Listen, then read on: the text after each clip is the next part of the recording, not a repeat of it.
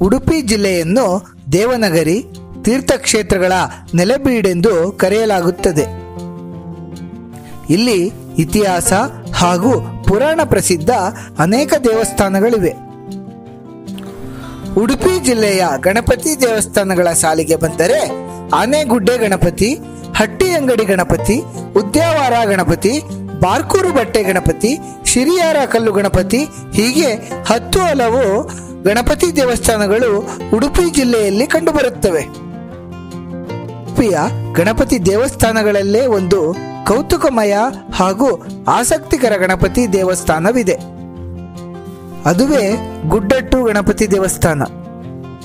ಈ ಗಣಪನು ಈಶ್ವರನಿಂದ ಪ್ರತಿಷ್ಠಾಪನೆಗೊಂಡಿದ್ದಾನೆಂದು ಹೇಳಲಾಗುತ್ತದೆ.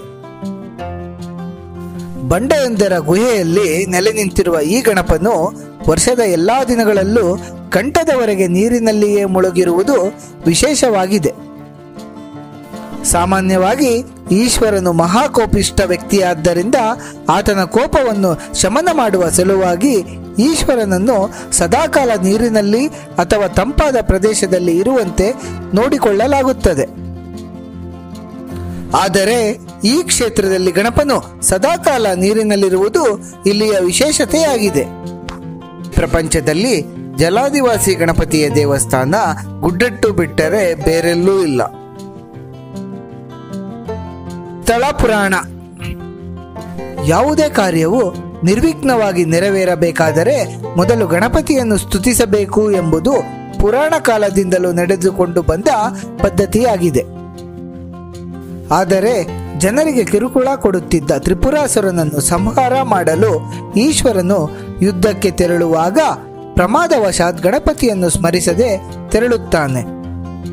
ಇದರಿಂದ ಈಶ್ವರನಿಗೆ ಯುದ್ಧದಲ್ಲಿ ಹಿನ್ನಡೆಯುಂಟಾಗುತ್ತದೆ. ತನ್ನ ಮಗನಿಂದಲೇ ತನಗೆ ವಿಘ್ನ ಬಂದಿದೆ ಎಂಬುದನ್ನರಿತ ಶಿವನು ಗಣಪತಿಯ ಮೇಲೆ ಕೋಪಗೊಂಡು ಅಸ್ತ್ರವನ್ನು ಪ್ರಯೋಗಿಸುತ್ತಾನೆ. ಆ ಅಸ್ತ್ರವು ಗಣಪತಿಯನ್ನು ಎತ್ತಿಕೊಂಡು ಹೋಗಿ ಜೇನು ತುಂಬಿದ ಹೊಂಡದಲ್ಲಿ ಎಸೆಯುತ್ತದೆ.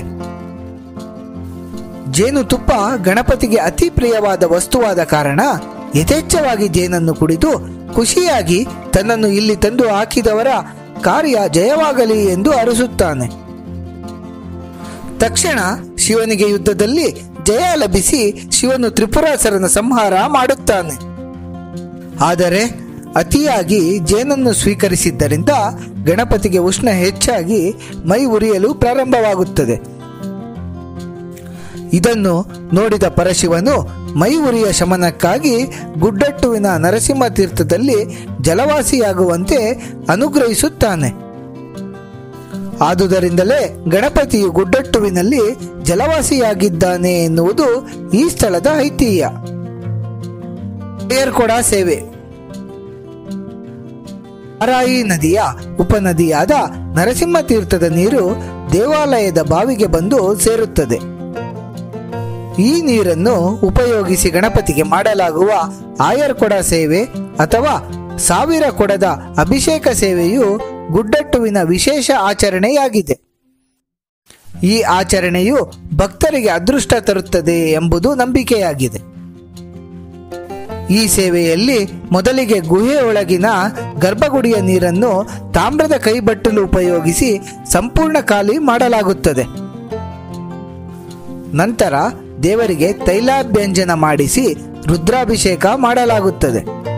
ನಂತರ ಅಭಿಷೇಕದ ನೀರನ್ನು ಒಂದು ಹನಿಯೂ ಬಿಡದಂತೆ ಶುಚಿಗೊಳಿಸಿ ಭಕ್ತರಿಗೆ ದೇವರ ಮೂಲ ಬಿಂಬದ ದರ್ಶನ ಮಾಡಿಸಲಾಗುತ್ತದೆ.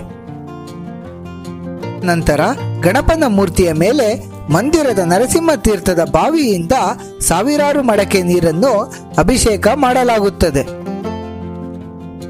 ಗುಹೆಯೊಳಗಿನ ಹೊಂಡ ಸಂಪೂರ್ಣ ತುಂಬಿ ನೀರು ಹೊರಗೆ ಹರಿಯುವವರೆಗೂ ಈ ಜಲಾಭಿಷೇಕ ನಡೆಯುತ್ತದೆ. ನಂತರ ಮುಂದಿನ ಆಯರ್ಕೊಡ ಸೇವೆಯ ತನಕ ಗಣಪನು ಇದೇ ನೀರಿನಲ್ಲಿ ಮುಳುಗಿರುತ್ತಾನೆ. ಬಾವಿಯ ಆಳಕ್ಕೆ ಇಳಿದು ಕೊಡದ ನೀರನ್ನು ಕೈಯಿಂದಲೇ ಎತ್ತಿ ಗಣಪನಿರುವ ಗುಹೆಗೆ ತುಂಬುವುದು ವಿಶೇಷವಾಗಿದೆ.